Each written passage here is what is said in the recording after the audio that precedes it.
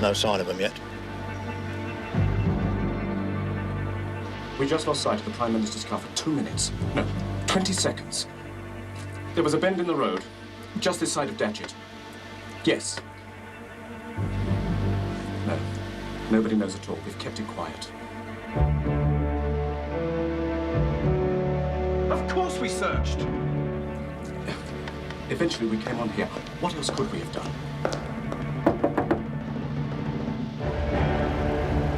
Wait a minute. Here's the Prime Minister's car now. I'll call you back.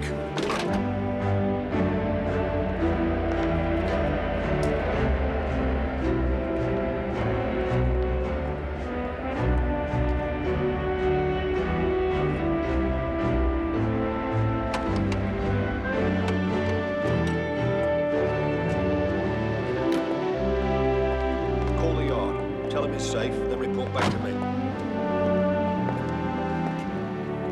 We expected you an hour ago, sir. What happened? I'm quite all right. Commander Daniels will tell you about it. I have to get some rest. Good night, sir.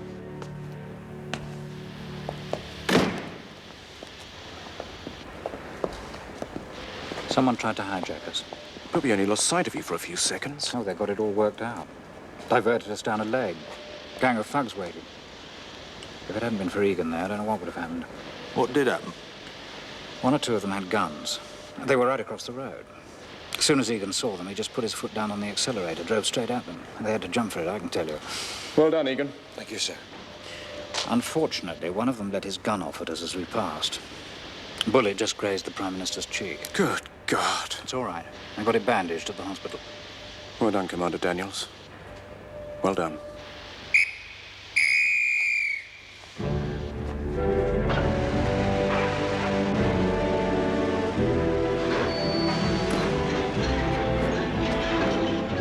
I wonder what they can have been after, these ruffians, Hastings. Who can they have been? Well, it doesn't say. It just calls them ruffians. In the next paragraph, it says thugs.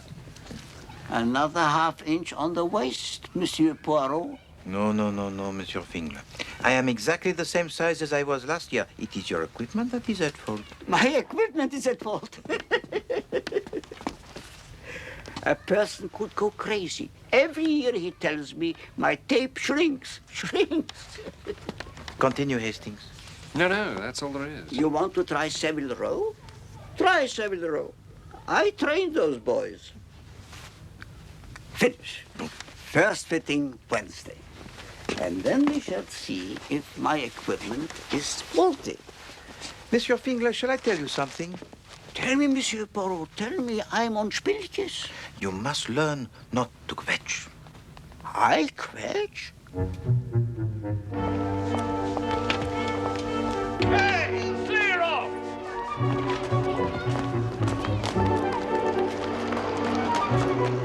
I say more, clear off, Robinson!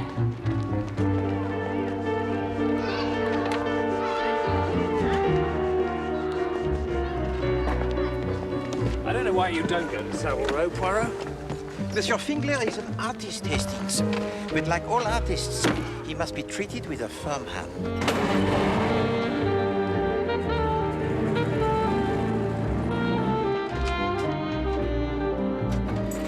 No, Hastings, one cannot take this as a serious attempt at assassination. A bunch of ruffians? A chance shot with a revolver? No. Mon ami, this is mere enfantillage. A gentleman called while you were out, Mr. Poirot. Oh, thank you, Miss Lemon. Oh, Sir Bernard Dodge. Hastings, this is indeed an honor. Is it? Oh, oui, Sir Bernard Dodge. He is permanent Under Secretary of State at the Foreign Office. He'd like you to call on him at 12 o'clock.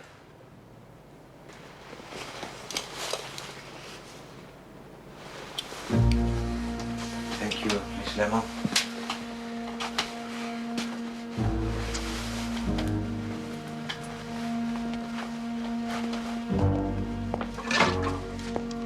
Au revoir.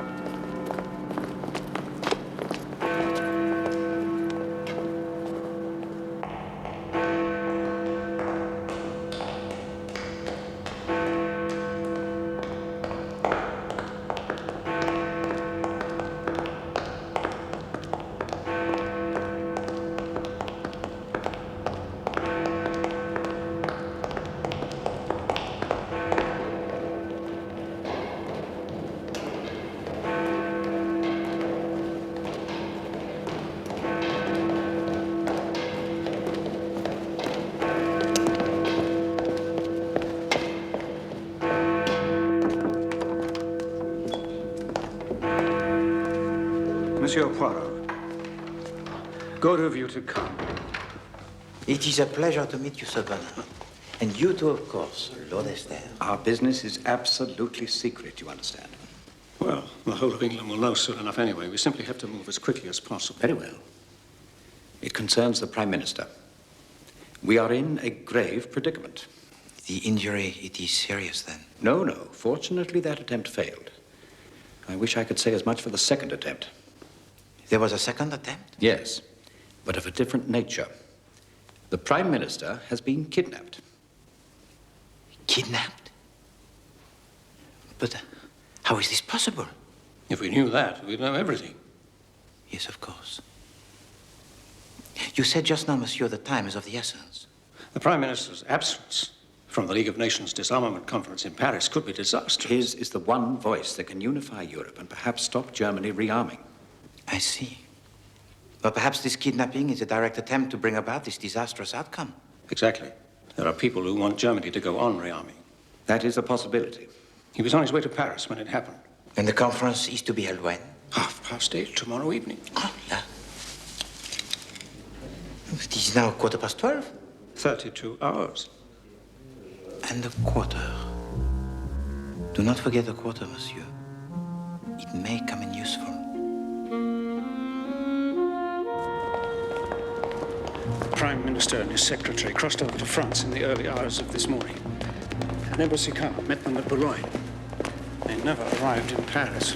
And that was the last anyone saw of it or any of its occupants? It was a bogus embassy car. I must know everything, Sir Bernard. I must know also about this shooting affair.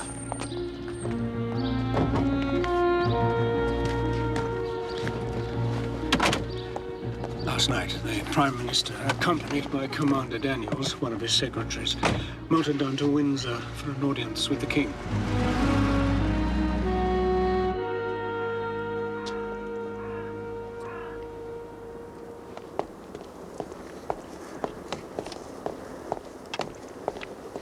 This is the main road from Windsor to Datchet? That's right. The car of the Prime Minister is forced down that lane from this main road here, you say? Apparently so. How was it forced? We don't know. There was a barrier across the road. You received this information from the Secretary of the Prime Minister? Commander Daniels, yes. Who is this Commander Daniels? A good man. Served with distinction in the Royal Navy. His father was a minister in Mr. Asquith's cabinet until they had a row over Home Rule. The car following the Prime Minister, the car containing the detectives, did they see this barrier? No, the road was clear by the time we arrived. Mr. McAdam is very impatient at any efforts to protect his person. The car carrying the plainclothes detectives has to follow at a discreet distance. They lost sight of him at that bend. Of course, the barrier could have been removed in seconds.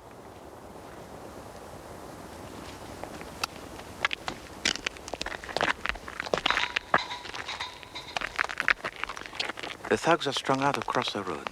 The chauffeur sees them. He sees their guns. He accelerates towards them, scattering them. Yes. One of them fires his revolver. The bullet grazes the cheek of the Prime Minister. Yes.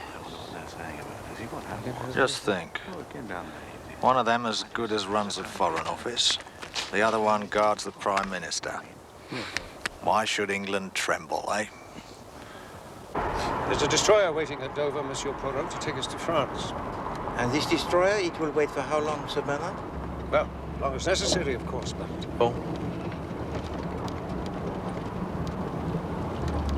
Yes, I know. Well, it appears he takes his time, sir. Yes. Yes, I know, sir.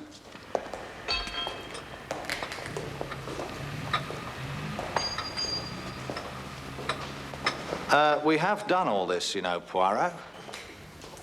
No blood, no bullet hole.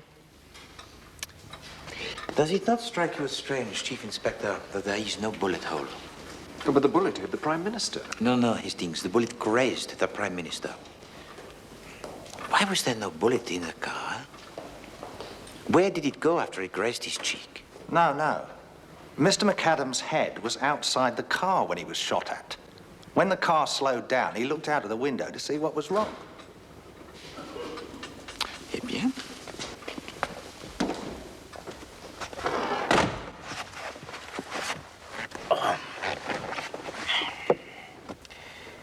car is in a lane. The ruffians are barring the way. Monsieur McAdam realizes that something is wrong. He opens the window.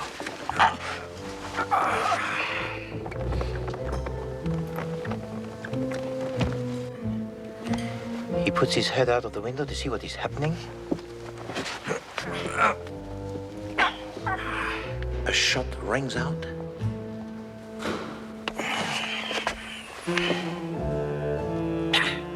I don't know why we're wasting time on all this, Poirot. The attempt didn't succeed, the kidnapping did, and that was in France. Now look here, Poirot. The driver Egan, monsieur. Yes, sir? I want to speak with him. I spoke to him last night at Charing Cross. He is the only witness that we have, Chief Inspector. He's off till Thursday. His home address, if you please.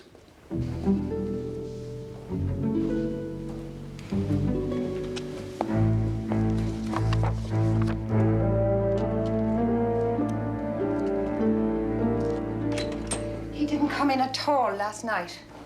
Wasn't I waiting up for him until after 1 o'clock in the morning? Is he usually regular in his habits? As clockwork.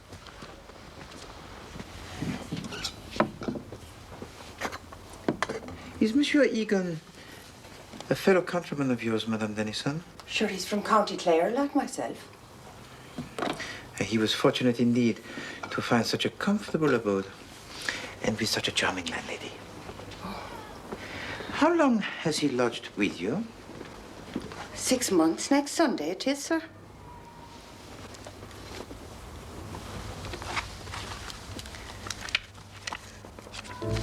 Monsieur Egan keeps his address book in a place most convenient, eh?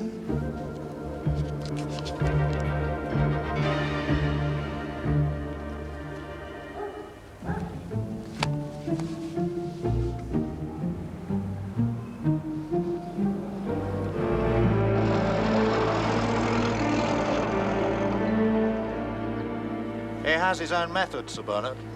I don't want method, I want action. I've never known him to fail yet. The Prime Minister disappears. The Commander Daniels disappears. Monsieur Egan disappears. At any moment, I fully expect the entire cabinet to disappear.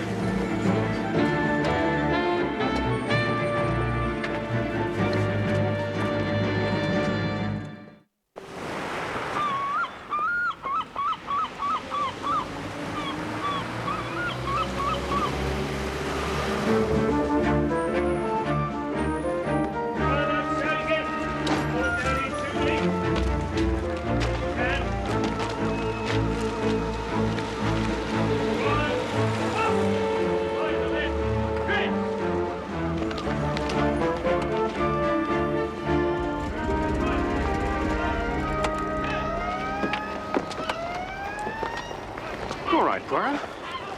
Yes. Yes, mon ami. There was a small hotel back there. It looked quite comfortable. But the ship's waiting for us. Ah.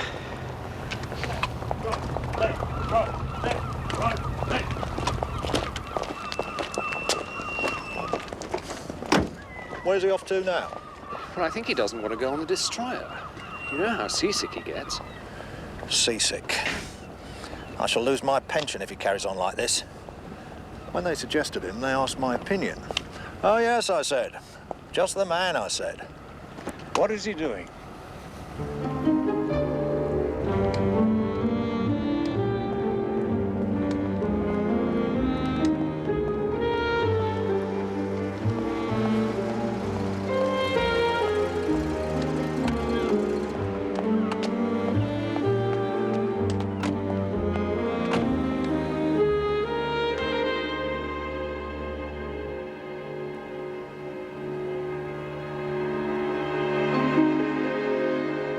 What is he doing now? He's thinking. Thinking? What on earth is he doing that for? Europe is in crisis. The one man who might avert a tragedy, the Prime Minister of this country, has been kidnapped. We're not paying your Mr. Poirot to think. Well... Be so good as to keep out of this, Chief Inspector.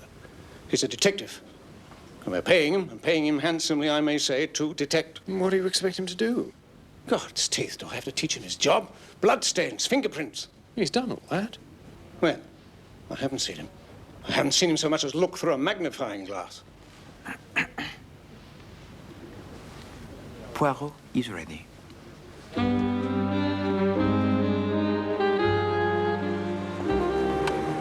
you have that list I asked you for, Chief Inspector? Excellent. Back to the docks. Back to Datchet.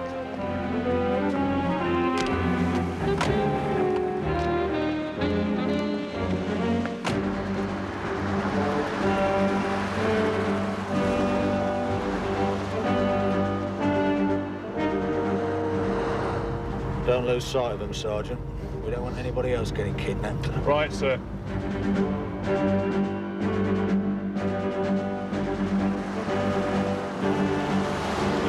He wasn't the one who went through that awful divorce last year, was he? Who wasn't Hastings? It's Commander Daniels. Mrs. Daniels' countersuit was utterly malicious and without foundation. Ah, I remember. It was in the newspapers. It was all over the newspapers.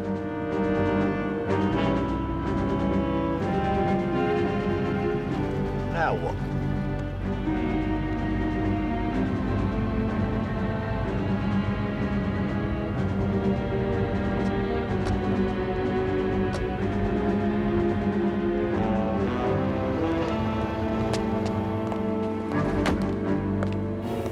I know what he's doing. I just don't know why he's doing it. Well, you're one up on me. I got him a list of all the hospitals between Datchet and London. He's trying to find out which one they took the Prime Minister to get his face bandaged. Not this one.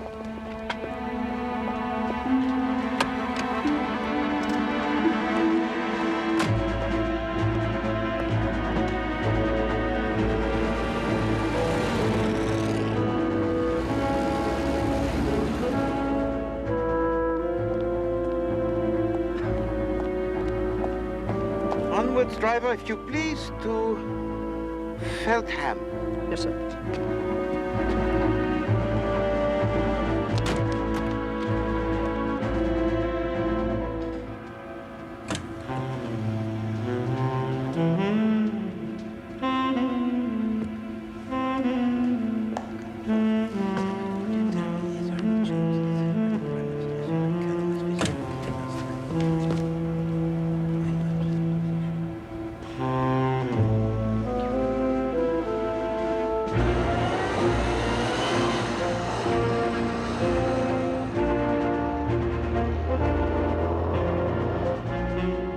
There's a cottage hospital marked here, Poirot, but it's a bit off the beaten track.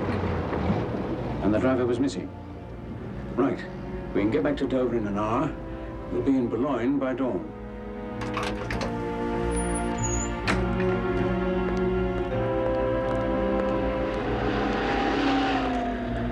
They found the car in France. The bogus embassy car? At an abandoned farmhouse near Cressy. Was there anyone inside the car?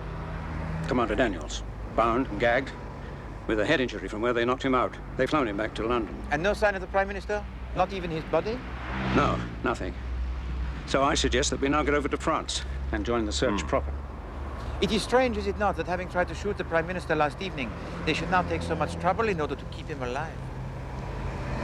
Commander Daniels will appreciate some visitors, I think.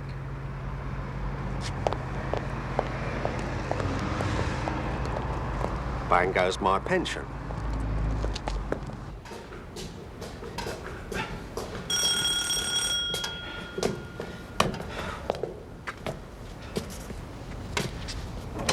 We've come to see Commander Daniels.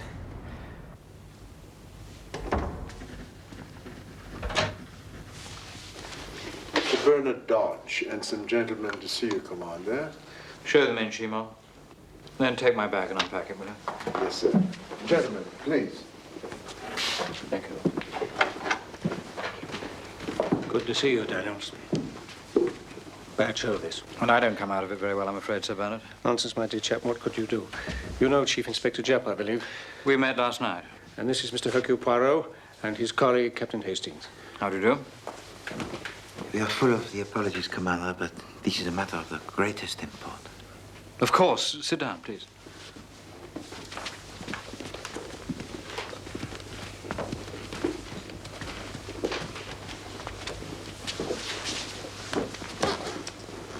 If you would be kind enough, Commander, to tell us what happened when you arrived at Boulogne. Well, Mr. McAdam had managed to get some sleep on the crossing, but he was still shaken, I could tell. There was a staff car waiting for us on the quay. Tell me about the driver. I didn't take much notice of him. One doesn't, I'm afraid. Of course. We started off for Paris. We passed through Nampont-Saint-Martin just as the sun was coming up. It's about 6 o'clock. And then? The last thing I remember was passing through Rouen. I looked at my watch. It was 6:10. Then nothing. Well, nothing until 4 hours later when I woke up in the car in a spinney, very efficiently tied up and gagged. No sign of the Prime Minister. Or the driver. Or the driver. I managed to get the door open with my feet, but that's as far as I'd got when a little girl found me. I must have frightened the life out of her. Blood all over my face. Anyway, she got the local gendarme. So you remember nothing of the abduction? I'm afraid not. Well, this frequently happens, Commander, as a result of a trauma. But your memory, it will soon return. Now, if I may use your telephone? Yes, yes, of course. Thank you.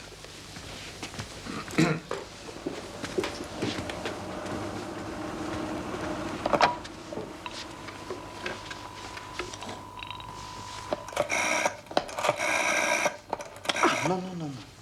My friend, he will have retired for the night. Thank you, Commander Daniels. You have been most helpful. Well, I wouldn't say that. I'm preparing a report, Sir Bernard. Good. Good show, Daniel. Mon Dieu, I shall forget my own funeral. Commander, what hospital did you go to? Hospital? To get the head of the Prime Minister bandaged? Oh, yes. I don't know the name of it. I was busy attending to Mr. McAdam. I told the driver to get us to a hospital, but I didn't pay much attention, I'm afraid, to where we were going. I understand. Good night. Good night, sir. Good night.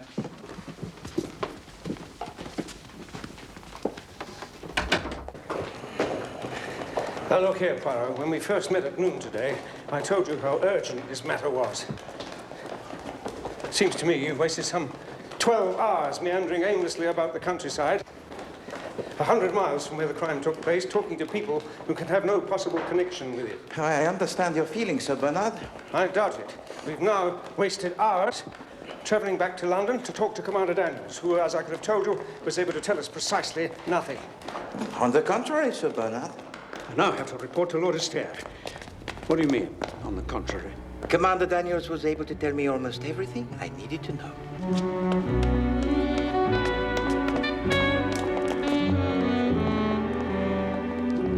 Chief Inspector, I wonder if you'd be kind enough to do something for me. If I can.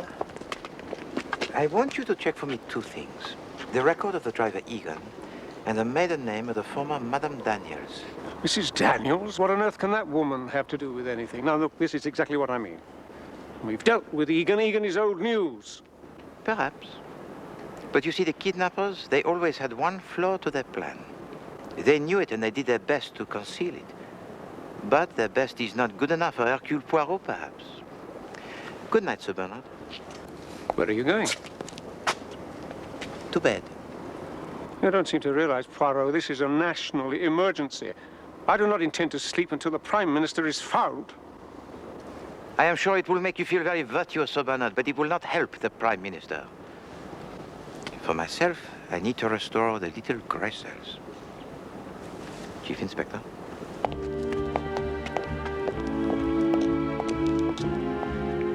If Monsieur McAdam is still alive, he will be in Paris in time for the conference. He never left his country, you see.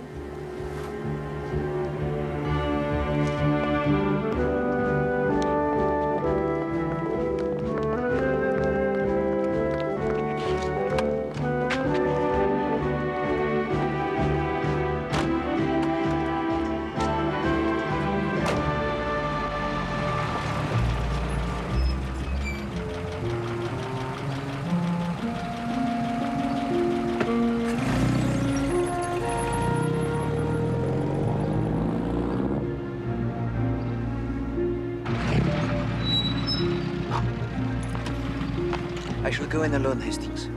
sure about this, are you, Poirot? Quite sure. I'm here if you need me.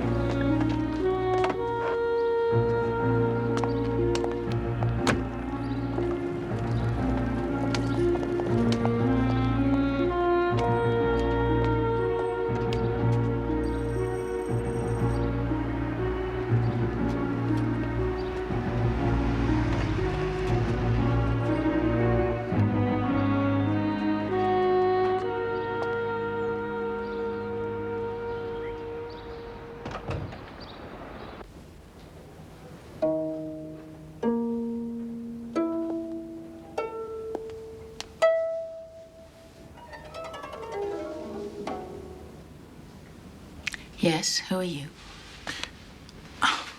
Bonjour, Madame Daniels. I am Hercule Poirot. The Belgian detective. Madame is too amiable.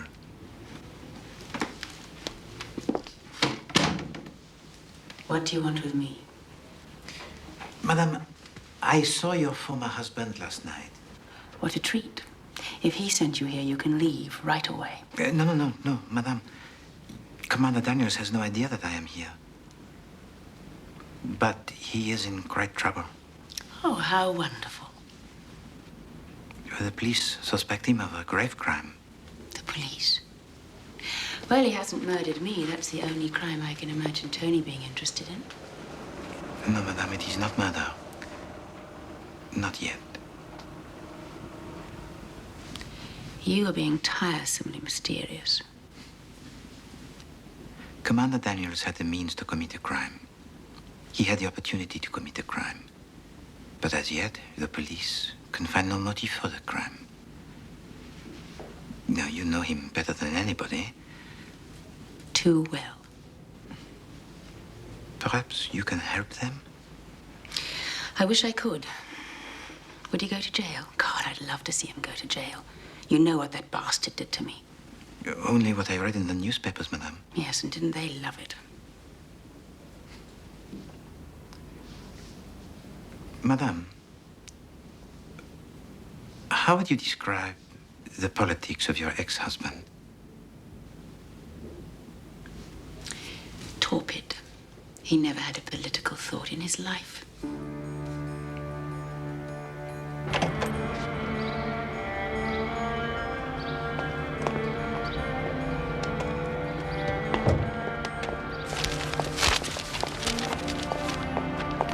How is Mrs. Daniels? Formidable.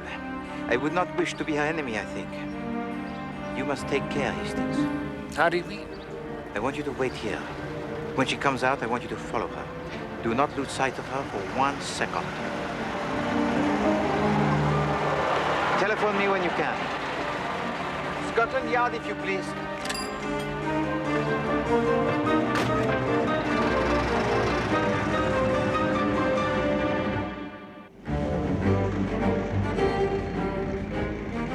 No, sir.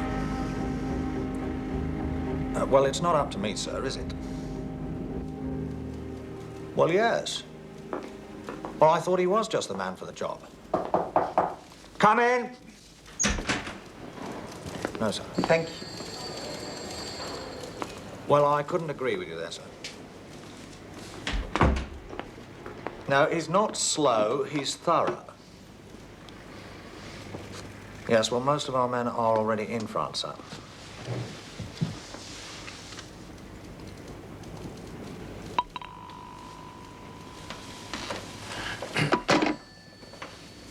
Guess who he was talking about? Modesty forbids, Chief Inspector. Little grey cells rested, are they? Indeed. Thank you. Do you have the information I asked you for? Ah, yes. Much good it'll do you. John Patrick Egan, born Milltown, County Clare, 1901. Van driver for removals firm until he came over to England a couple of years ago. Joined Ministry of Works as a driver mechanic 6 months later. Good references, good worker. And Madame Daniels? Maiden name Donahue. Is that not also a name of Ireland? Well, sort of. She's the third daughter of the Earl of Connemara. I don't understand what you're after, Poirot. Chief Inspector, did you ever read about the divorce of Commander Daniels? I should say I did. Very juicy. After such a divorce, having been dragged through the courts, humiliated in the newspapers, do you think the husband would keep on his desk a framed photograph of his ex-wife?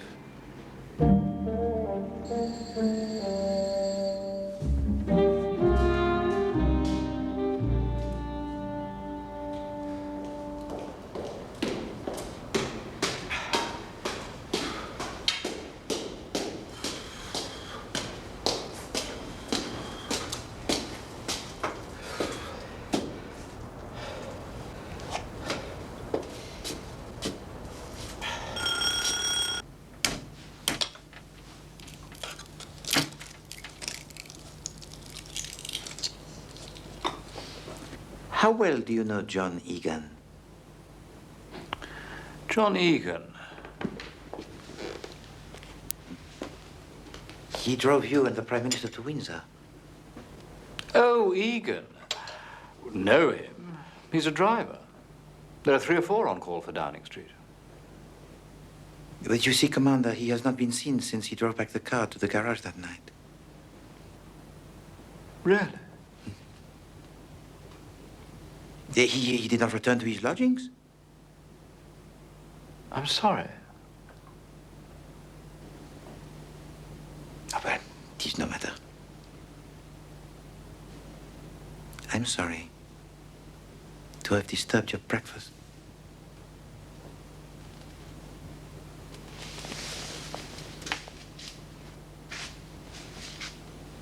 Erin Gabra.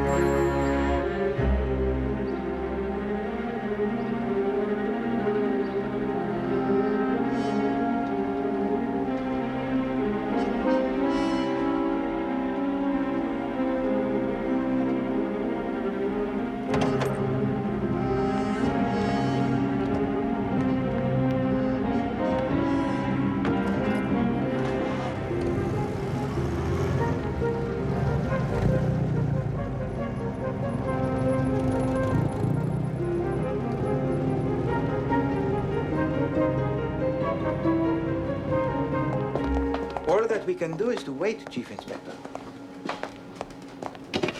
Miss Lemon, has Captain Hastings telephoned yet? No, Mr. Poirot.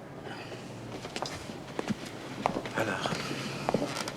This is all very fine and large, Poirot, but what if Mrs. Daniels doesn't leave? Oh, she will have left already, Chief Inspector. For I am the Dutchman.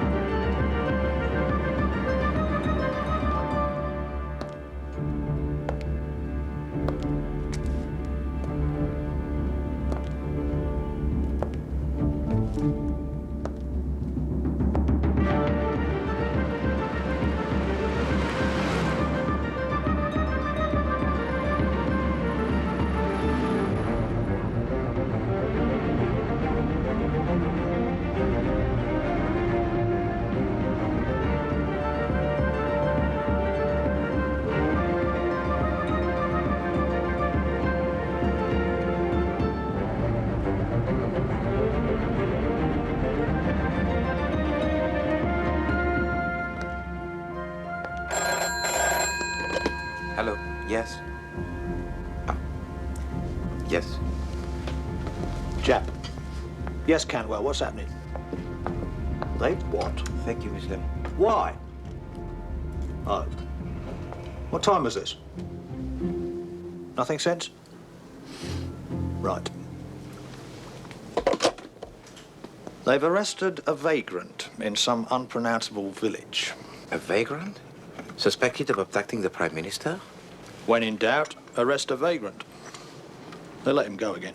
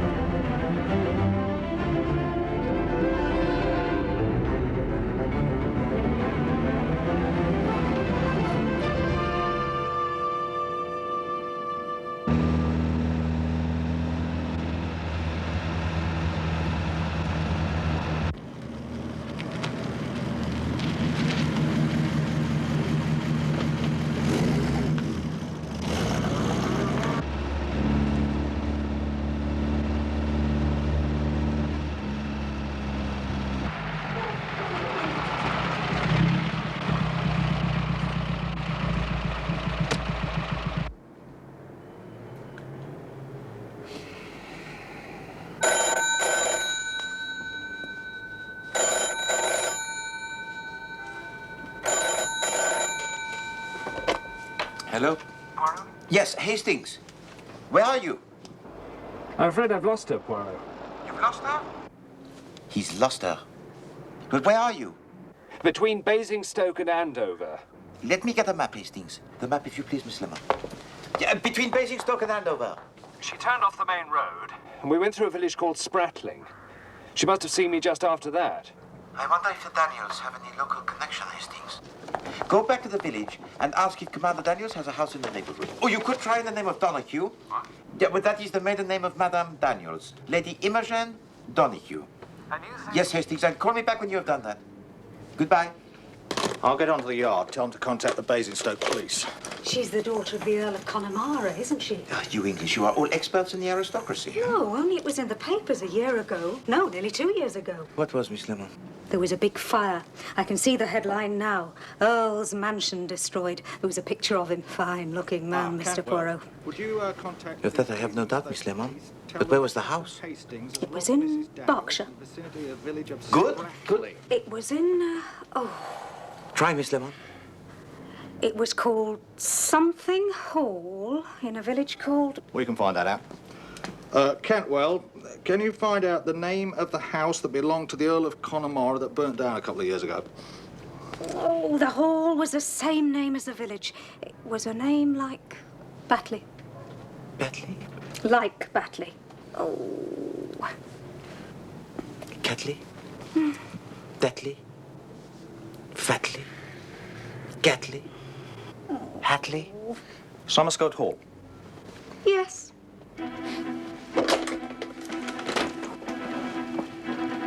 Tell that to Captain Hastings when he telephones.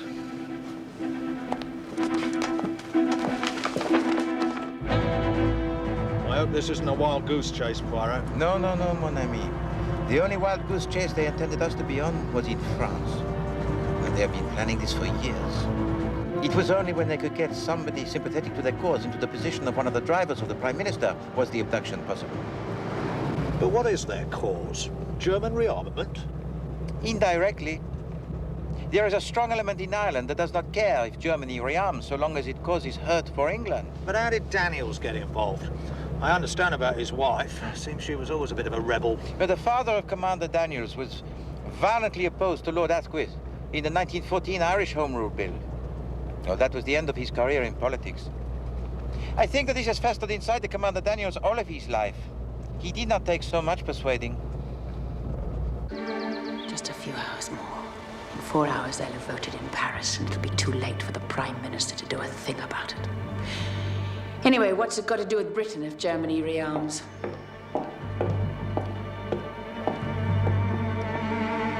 We're just coming into Somerscote now, sir. Right. There's a turning on the left, just on the other side of the village. Sir.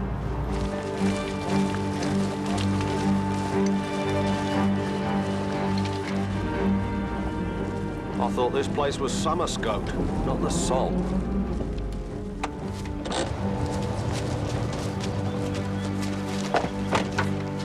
Right, lads. Keep the noise down. They're all ready. Very well, Major. Thank you, sir.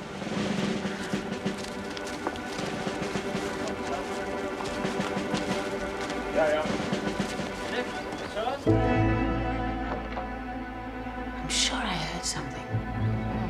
Maybe it's your husband. No, must have been wind.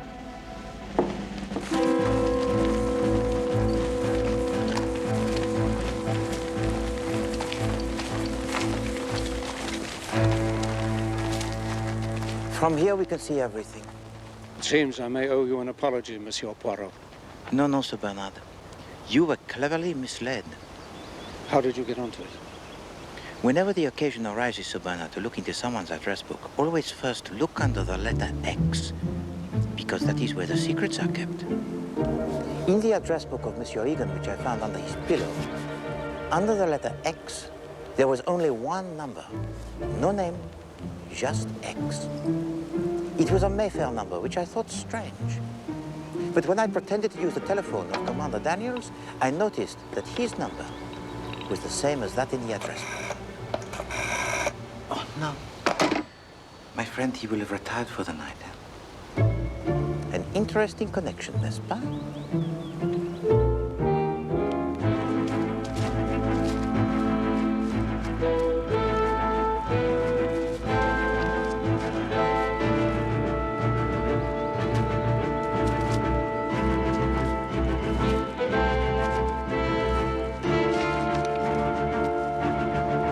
Excuse me, sir.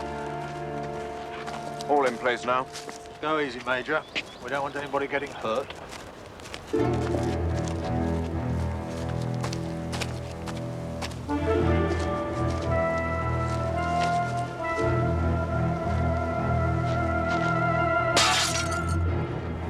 What's that? There is somebody out there.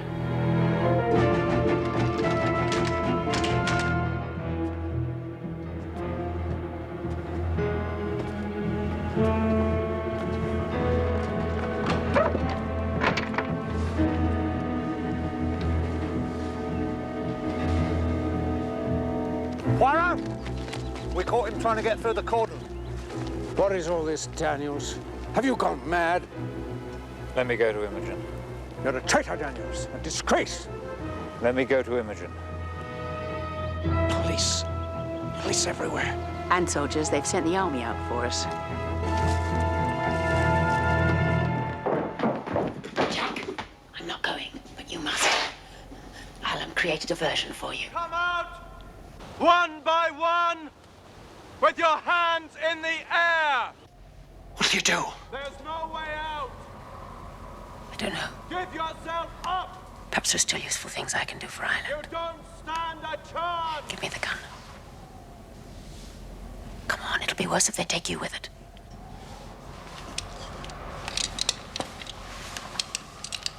Good luck. I'm going to count to 5! 1, 2, 3, 4, 5! On the tower! It's Mrs. Daniels. Here, come back! Sergeant! Watch out! Stop it!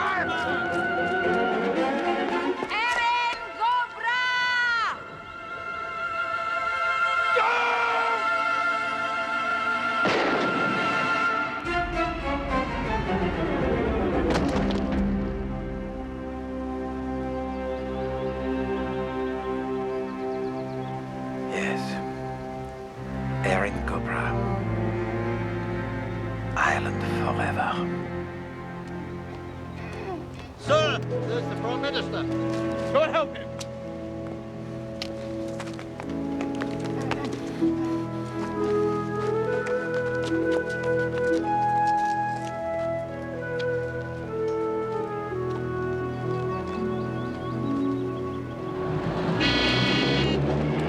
Here only thing I don't understand is how you knew it was a double they sent to France. When I ascertained that the net result of the supposed assassination attempt was that the Prime Minister went to France with his face bound up, it was then that I began to comprehend. But the man who impersonated the Prime Minister was seen by everyone. No, no, Hastings. He was not seen by anyone who knew him intimately. And with his face bandaged? But now, mon ami, a far more difficult case. A fitting with Monsieur Fingler.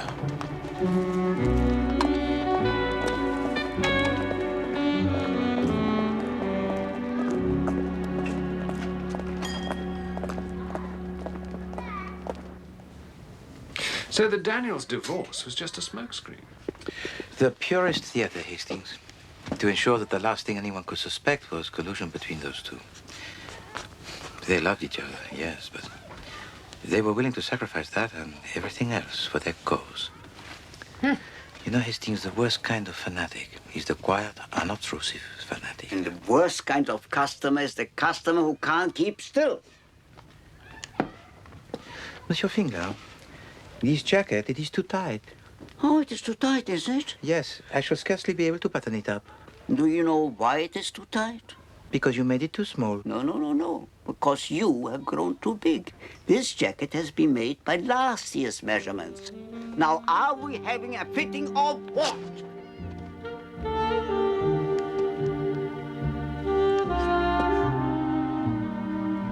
A fitting by all means, Monsieur Finger.